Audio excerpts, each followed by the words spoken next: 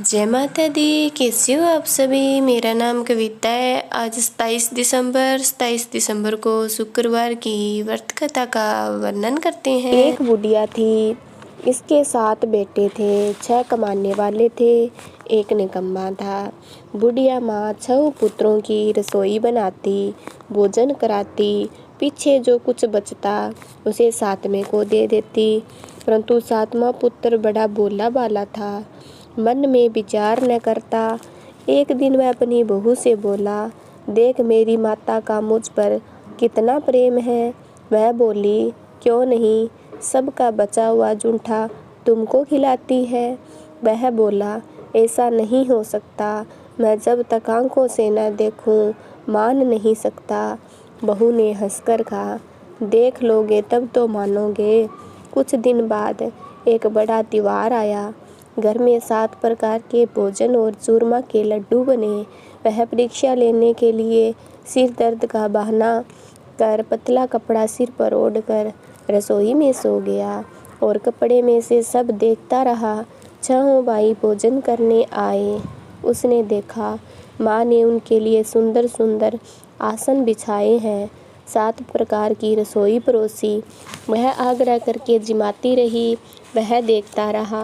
6 भाई जब भोजन कर उठे तब माँ ने उसकी जूठी थालियों में से लड्डुओं के टुकड़े को उठाया और एक लड्डू बनाया। जूठन साफ कर बुढ़िया माँ ने पुकारा, उठ बेटा, 6 भाई भोजन कर गए, अब तू ही बाकी है, उठ भोजन कर ले। उसने कहा, माँ मुझे भोजन नहीं करना है, मैं तो परदेश जा रहा हूँ।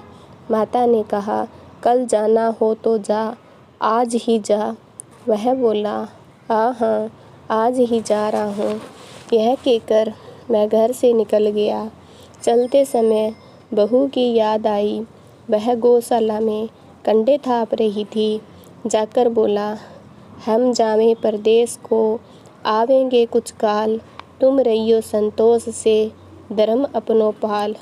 2 निशानी आपनी, देख दरू मैं धीर, सुधी हमारी मत बिसारियो, रखियो मन में गंभीर। मैं बोला, मेरे पास तो कुछ नहीं है, यह अंगूठी है, सो ले लो और अपनी कुछ निशानी मुझे दे दो। वह बोली, मेरे पास क्या है, यह गोबर भरा हाथ है। यह कहकर उसकी पीठ पर गोबर की हाथ की थाप मार दी और वह चल दिया। चलते चलते दूर देश में पहुंचा। वहाँ एक साहूकार की दुकान थी। वहाँ जाकर बोला, सेठ जी मुझे नौकरी पर रख लो। साहूकार को ज़रूरत थी। साहूकार ने कहा, काम कर देख कर दाम मिलेगा। साहूकार की नौकरी मिली। वह सवेरे 7 बजे से 12 बजे रात्रि तक काम करने लगा। कुछ दिन में दुकान का लेन देन, हिसाब किताब, ग्राहकों को माल बेचना, सारा काम करने लगा। साहूकार के 7-8 नौकर थे, सब चक्कर खाने लगे। वह बहुत होशियार बन गया है। सेठ ने तो काम देखा और 3 महीने में उसे मुनाफे का साझेदार बना दिया। 12 बरस में वह नामी सेठ बन गया और मालिक सारा कारोबार उस पर छोड़कर चला जाता। उधर बहू पर क्या बीती सो सुनो। सास ससुर उसे दुख देने लगे। सारी गृहस्थी का काम कराकर लकड़ी लेने जंगल में बेचते। इस बीच घर की रोटियों के आटे में से जो भूसी निकलती उसकी रोटी बनाकर रख दी जाती। फूटे नारियल की कटोरी में पानी, और इस तरह दिन बीतते रहे। एक दिन वह लकड़ी लेने जा रही थी। रास्ते में बहुत सी स्त्रियां संतोषी माता का व्रत करती दिखाई दी। वहाँ एक खड़ी होकर कहने लगी, बहनों, यह तुम किस देवता का व्रत करती हो? इसके करने से क्या पुण्य होता है? इस व्रत करने की विधि क्या है? यदि तुम अपने इस व्रत का विधान मुझे समझाकर कहोगी तो मैं तुम्हारा बड़ा उपकार मानूंगी। तब उसने एक बोली, सुनो, यह संतोषी माता का व्रत है। इसके करने से निर्धनता, दरिद्रता का नाश होता है, लक्ष्मी आती है, मन की चिंताएं दूर होती है, घर में सुख होने से मन को प्रसन्नता और शांति मिलती है, निपुत्री को पुत्र मिलता है, पति बाहर गया है तो शीघ्र आ जाता है, कुंवारी कन्या को मनपसंद वर मिलता है। राज दरबार में बहुत दिनों से मुकदमा चलता हो तो समाप्त हो जाता है। कलह कलेश की निवृत्ति हो, सुख शांति हो, घर में धन जमा हो, पैसा जायदाद का लाभ होता है और मन में भी जो कुछ कामना हो सब इस संतोषी माता की कृपा से पूरी हो जाती है। इसमें संदेह नहीं। वह पूछने लगी, यह व्रत कैसे किया जाए तो यह बताओ, बड़ी कृपा होगी। स्त्री लगी, 1.25 रुपये का गुड़ चना लेना, इच्छा हो तो 5.25 रुपये का लेना, 10.25 रुपये का भी सहूलियत के अनुसार लेना। बिना परेशानी, श्रद्धा और प्रेम से जितना बन सके सवाई लेना। 5.25 रुपये से 10.25 रुपये तक, इससे भी ज़्यादा शक्ति और भक्ति के अनुसार गुड़ और चने लें। हर शुक्रवार को निराहार कथा कहना सुनना, इसके बीच कर्म टूटे नहीं। लगातार नियम का पालन करना और सुनने वाला कोई न मिले तो घी का दीपक जलाकर उसके आगे जल के पात्र को रख कथा कहना। नियम न टूटे जब तक कार्य सिद्ध न हो, नियम का पालन करना। कार्य सिद्ध हो जाने पर व्रत का उद्यापन करना। 3 मास में माता का पूरा फल प्रदान करती है। यदि किसी के खोटे ग्रह हो तो भी माता 1 मास में अवश्य कार्य सिद्ध करती है। कार्य सिद्ध हो जाने पर उद्यापन करना, बीच में नहीं। उद्यापन में 2.5 आटे का खाजा, इसी के अनुसार खीर तथा चने का साग तैयार करना। 8 लड़कों को भोजन कराना। जहाँ तक मिले देवर जेठ भाई बंधु कंटुब के लड़के को लेना, न मिले तो रिश्तेदार और पड़ोसियों के लड़के बुलाना, उन्हें भोजन कराना। यथाशक्ति दक्षिणा देना। माता का नियम पूरा करना। उस दिन घर में कोई खटाई न खाएं। यह सुन बुढ़िया की बहू चल दी। रास्ते में लकड़ी के बोझ को बेच दिया और उन रुपयों से गुड़ चना ले माता के व्रत की तैयारी करके आगे चली। सामने मंदिर देख पूछने लगी, यह मंदिर किसका है? सब कहने लगे, यह संत काकी के पास तो बहुत पैसा आ गया, इसमें क्या बढ़ावा है। लड़के ताने देने लगे, काकी के पास अब पत्थर आया है, रुपया आने लगा, अब तो काकी की खातिरदारी बढ़ेगी, अब तो काकी को बुलाने से भी नहीं बोलेगी। बेचारी सरलता से कहती, भैया पत्थर आवे रुपया आवे तो सब हम सबके लिए है। ऐसा कहकर आंखों में आंसू भरकर संतोषी माता के मंदिर में मातेश्वरी के चरणों में गिरकर रोने लगी। माँ, मैंने तुमसे पैसा नहीं मांगा, मुझे पैसे से क्या काम है, मुझे तो अपने सुहाग से काम है, मैं तो अपने स्वामी के दर्शन और सेवा मांगती हूँ। तब माता ने प्रसन्न होकर कहा, जा बेटी, तेरा स्वामी आएगा। यह सुन खुशी से बावली हो घर में जाकर काम करने लगी। अब संतोषी माँ विचार करने लगी, इस भोली पुत्री से मैंने कह दिया कि तेरा पति आएगा, पर आएगा कहाँ से? वह तो इसे सपने में भी याद नहीं करता, उसे याद दिलाने के लिए मुझे जाना पड़ेगा। इस तरह माता उस बुढ़िया के बेटे के पास जाकर सपने में प्रकट होकर कहने लगी, साहूकार के बेटे, सोता है या जागता है? वह कहता है, माता, सोता भी नहीं हूँ, जागता भी नहीं हूँ, बीच में हूँ, कहिए क्या आज्ञा है। माँ कहने लगी, तेरा घर बार है या नहीं? माँ बोली, पुत्र, तेरी घरवाली बहुत कष्ट उठा रही है। वह बोला, हाँ माता, यह तो मुझे मालूम है, परंतु जाऊँ कैसे? परदेश की बात है, लेन देन का कोई हिसाब नहीं, कोई जाने का रास्ता नज़र नहीं आता, कैसे चला जाऊँ?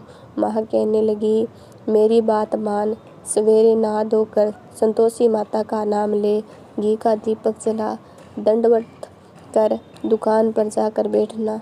देखते देखते तेरा लेन देन झुक जाएगा, जमा का माल बिक जाएगा, सांझ होते होते धन का ढेर लग जाएगा। अब तो वह सवेरे बहुत ही जल्दी उठ मित्र बंधुओं से अपने सपने की बात कहता।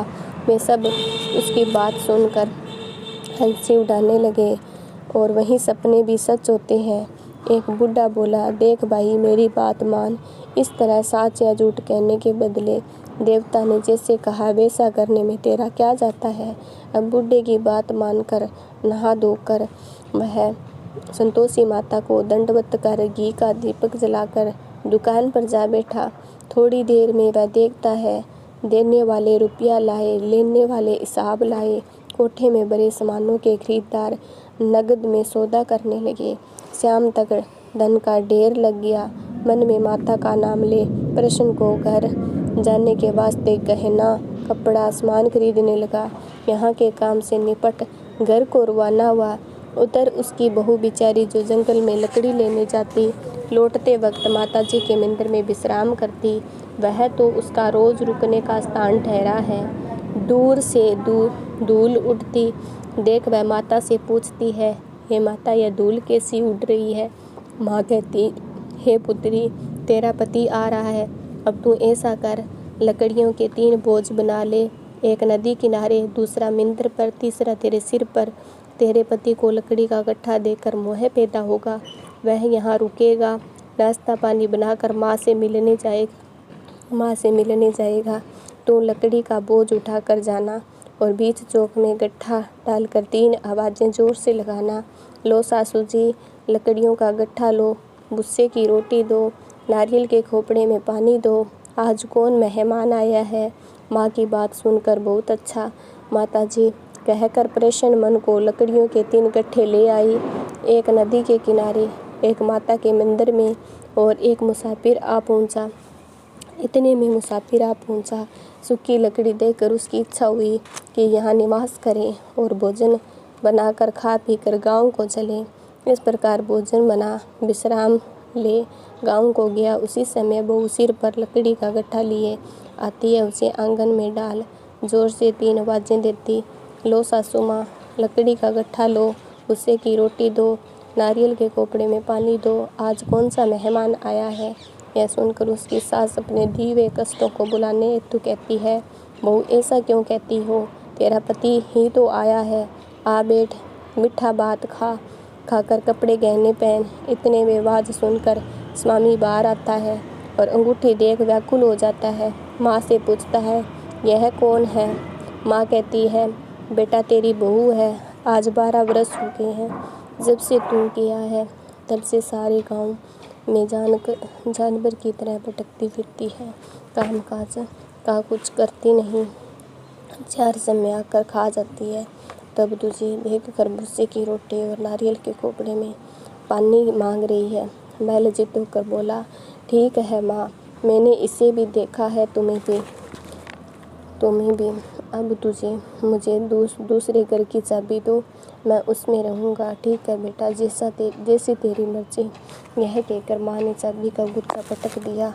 उसने चाबी का गुच्छा लेकर दूसरे कमरे को खोलकर सारा सामान जमाया। एक दिन में वहाँ राजा के महल जैसा ठाट बाट बन गया। अब क्या था वह सुख भोगने लगी। तत्पश्चात अगला शुक्रवार आया। उसने अपने पति से कहा कि मुझे माता का उद्यापन करना है। उसका पति बोला, बहुत अच्छा, खुशी से कर ले। तुरंत ही वह उद्यापन की तैयारी करने लगी। जेठ के लड़के को भोजन के लिए कहने गई। उसने मंजूर किया, परंतु पीछे जेठानी अपने बच्चों को सिखाती है, देखो रे, भोजन के समय सब लोग कटाई मांगना, जिससे इसका उद्यापन पूरा ना हो। लड़के जिनने गए, खीर पेट भरकर खाई, परंतु बात याद आते ही कहने लगे, हमें कुछ खटाई खाने को दे दो। खटाई मांगने लगे जिससे उसका उद्यापन पूरा ना हो सके। खीर खाती और हमें कुछ खटाई खाने को दे दो, यह देखकर अरुचि होती। लड़के उठ खड़े हुए, बोले, पैसे लाओ। बोली बहू कुछ नहीं जानती थी, सो उन्हें पैसे दे दिए। लड़के उसी समय उठ इमली ले कर खाने लगे। यह देखकर बहू पर माताजी ने कोप किया। राजा के दूत उसके पति को पकड़ कर ले गए। जेठ जिठानी मनमाने खोटे वचन कहने लगे। लूट कर धन इकट्ठा कर लाया था, सो राजा के दूत उसे पकड़ कर ले गए। अब सब मालूम हो जाएगा जब यह जेल की रोटी खाएगा। बहू से यह वचन सहन नहीं हुआ। रोती रोती माता के मंदिर में गई और कहने लगी, माता तुमने क्या किया? हंसकर क्यों रुलाने की? माता बोली, पुत्री, तूने उद्यापन करके मेरा व्रत भंग किया है, इतनी जल्दी सब बातें भुला दी। वह कहने लगी, माता भूली तो नहीं हूँ, न तो कुछ अपराध किया है। मुझे तो लड़कों ने भूल में पैसे मांगे थे, मैंने उसे दे दिए, मुझे क्षमा करना। माँ बोली, अब भूल मत करना। वह बोली, अब भूल नहीं होगी, अब बताओ वह कैसे आवेंगे। माँ पति आता मिला। वह बोली, पुत्री जा, तेरा पति तुझे रास्ते में आता मिलेगा। वह निकली, रास्ते में पति आता मिला। उसने पूछा, तुम कहाँ गए थे? वह कहने लगे, इतना धन जो कमाया था उसका टैक्स राजा ने मांगा था, वह भरने गया था। वह परेशान होकर बोली, भला हुआ, अब घर चलो। कुछ दिन बाद फिर शुक्रवार आया। वह बोली, मुझे उद्यापन करना है। पति ने कहा, करो। यह फिर जेठ के लड़कों से भोजन को कहने लगी। जेठानी ने 2 बातें सुनाई, लड़कों को सिखा दिया, तुम लोग पहले की तरह खटाई मांगना। लड़के खाना खाने से पहले कहने लगे, हमें खीर खाना नहीं भाती, जी बिगड़ता है, कुछ खटाई खाने को दे दो। बहू बोली, खटाई खाने को नहीं मिलेगी, खाना हो तो खाओ। यह कहकर ब्राह्मणों के लड़के को बुलाकर भोजन कराने लगी। यथाशक्ति दक्षिणा की जगह एक एक फल उन्हें दिया। इससे संतोषी माता प्रसन्न हो गई। माता की कृपा होते ही 9वें मास उसको चंद्रमा के समान सुंदर पुत्र प्राप्त हुआ। पुत्र को लेकर प्रतिदिन माता के मंदिर को जाने लगी। माँ ने सोचा, यह रोज आती है, आज क्यों न मैं इसके घर में चलूं, इसका आश्रय देखूं कि यह सही है या नहीं। तो वह उनके घर में गई और भयानक रूप बनाया। गुड़ और चने से सना मुख, ऊपर सूंड के समान होठ, उस पर मक्खियाँ बीन बिना रही थी। देरी में पैर रखते ही उसकी सास चिल्लाई, देखो रे, कौन सी चुड़ैल डाकिन चली आ रही है। लड़कों, इसे भगाओ, नहीं तो ये किसी को खा जाएगी। लड़के डरने लगे, चिल्लाकर खिड़की बंद करने लगे। बहू रोशनदान से देख रही थी। प्रसन्नता से पगली होकर चिल्लाने लगी, आज मेरी माता मेरे घर आई है। यह कहकर बच्चे को दूध पिलाने से हटाती है और सास का क्रोध फूट पड़ा। मेरी बहू इसको देखकर कैसे उतावली हुई है, जो बच्चे को पटक दिया। इतने में माँ के प्रताप से जहाँ देखा वहाँ लड़के ही लड़के नजर आने लगे। बहू बोली, माँ जी, मैं जिनका व्रत करती हूँ वह संतोषी माता है। इतना झट से सारे किवाड़ खोल दिए। सबने माता के चरण पकड़ लिए और विनती कर कहने लगे, हे माता, हम मूर्ख हैं, अज्ञानी हैं, तुम्हारे व्रत की विधि हम नहीं जानते। तुम्हारा व्रत भंग कर हमने बड़ा अपराध किया है। हे माता, आप हमारा अपराध को क्षमा करें।